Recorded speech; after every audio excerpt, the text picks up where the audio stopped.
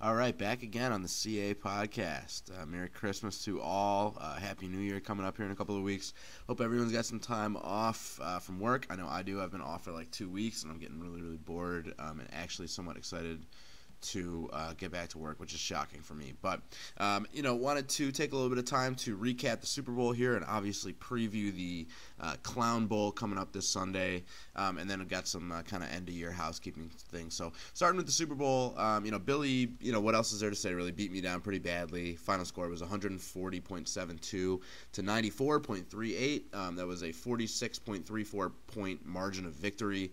Honestly, I rest easy knowing that really there was no combination of realistically startable or available players to me, that could have beaten Billy. So, I know that I made the right moves. Obviously made a big mistake starting Darren McFadden over Reggie Bush. Reggie Bush had like the best game of his life. He scored 3 touchdowns. But even if I would have made that swap, I still would have lost by 22 points, which is, obviously a pretty wide margin there. Taking that a step further, say I would have started Bush, that was the only decision that I kind of, agonized over a little bit was McFadden or Bush, and I made the wrong decision. So say I would have started Bush, there was one decision I made that was very easy. It was starting Danny Amendola over Torrey Smith. Smith had been just absolutely terrible. He had gotten a concussion the week before. Amendola scored a touchdown and was going against the Buccaneers, who have been terrible against wide receivers. Really it was a no-brainer. All the rankings and everything I looked at had Amendola, 30 spots ahead of Torrey Smith. So it's kind of a no-brainer. But say hypothetically I did start Torrey Smith over Amendola and Reggie Bush over McFadden, which would have given me my perfect lineup. I still would have lost by more than 6 points. So that obviously would have been a little bit harder to swallow, but what I'm saying is that there was no waiver options I could have picked up realistically. No one I could have started. I started the best lineup I had, and I lost. So that's fine. Billy, started the matchup off strong. He had a big game from Julio Jones. Really never looked back from there. Before the first quarter of the noon games was over on Sunday, I already had 2 interceptions from Brady against the Jaguars. I had fumbles from Stevie Johnson and Danny Amendola. I knew it really wasn't to be. So congrats to Billy. He pulled the trigger on the Aaron Rodgers trade that really, won him the championship.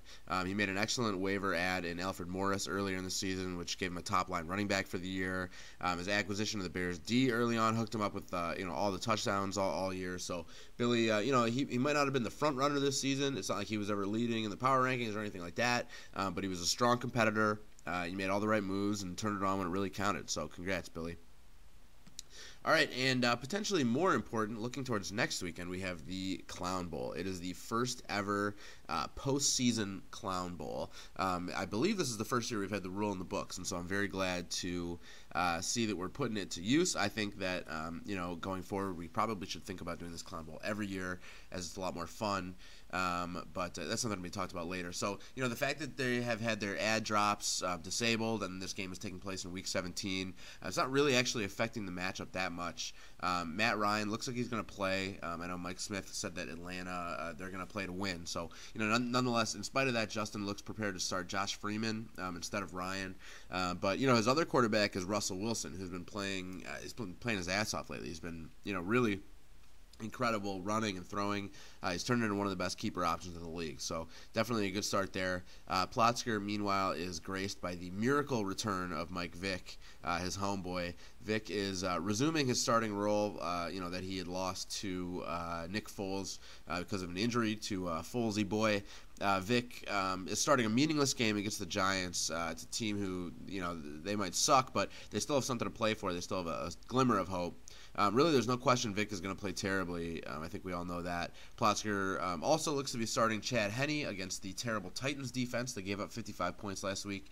So, and actually the Jags looked somewhat decent, against the Patriots. So this actually might be a pretty good play for Plotzker. Plotzker is also starting Rashard Mendenhall, who, in addition to being a charter member of the American Al-Qaeda, is also just a terrible fantasy football option. He will do nothing, so Plotzker will need big points from C.J. Spiller. He's starting Macklin, Sidney Rice, and Owen Daniels, so they're all going to play. I don't know, who knows what to expect from that ragtag group of scrubs. Justin, meanwhile, has a decent running back core. He's got LaShore and DeMarco Murray. Personally, I'm hoping LaShore stays quiet, as we all need the Bears to dominate Detroit on Sunday. But, he could obviously sneak in 1 or 2 touchdowns. Short yardage or something like that. DeMarco Murray has been pretty solid since returning from the injury, putting up double digits in 3 of his last 4 games. The Washington game is going to be kind of a shootout, so Murray really is likely to score, I think. Justin is starting Michael Crabtree and Steve Smith, a wide receiver, who are two options who are pretty reliable for their yardage, but definitely no guarantee to score touchdowns. He is starting Dallas Clark at tight end, which appears to be, on paper, a huge mistake. Not that he has much of an option now. I don't know why you would pick him up in the first place. Also, getting the nod is the recently resurgent Pierre Garcon, so Justin is definitely going to have his eyes on that Sunday night game. Ultimately, these two teams are terrible. It's difficult to predict a winner. I think based off of quarterback scoring alone, I'd probably have to go with Justin. But Plotzker obviously has some potential home runs. C.J. Spiller against the Jets, who've quit, could definitely turn in a big game. Then obviously the Vic Macklin connection.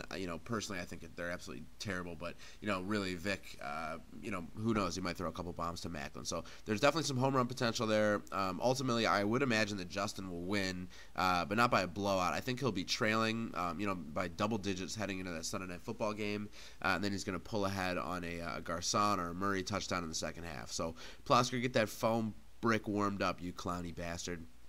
All right, as far as the end of the year is concerned, as soon as we decide a date and location for Clown Night, once we have our clown, I'll roll out a timeline for Year in Review podcast and also the CA Awards.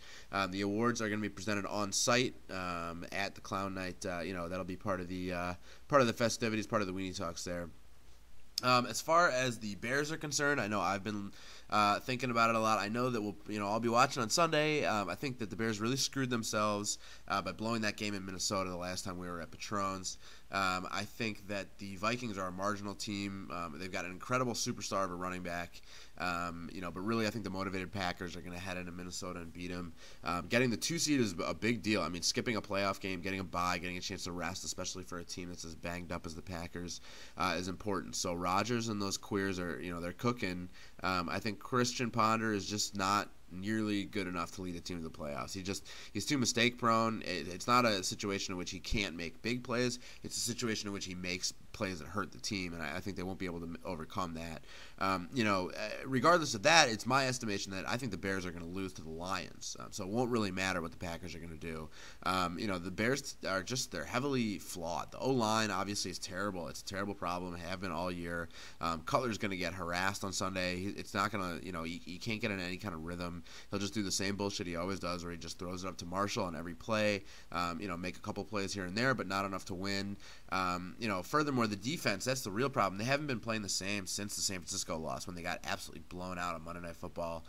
Losing Henry Melton has been really terrible for them. He's sort of the engine that makes them go, so I'm not sure if he's going to play this week or not.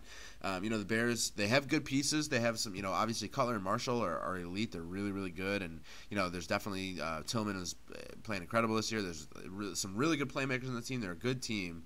But really their flaws are kind of too big to overcome. So I think, sadly, Lovey's going to get fired. I think he's a good coach. I like him a lot, but you can't just coast along at mediocre, for 5 years in the NFL. If he worked at, like, H&R Block or, like, Panera, he'd be fine. But in the NFL, anything short of great gets you fired. So that's pretty much it. Thanks for listening this year. We will definitely be back with a podcast to recap things in the next couple of weeks. And then obviously we'll have the awards coming up, on Clown Night within the next few months. So happy clowning. Good luck this weekend, and thanks for listening.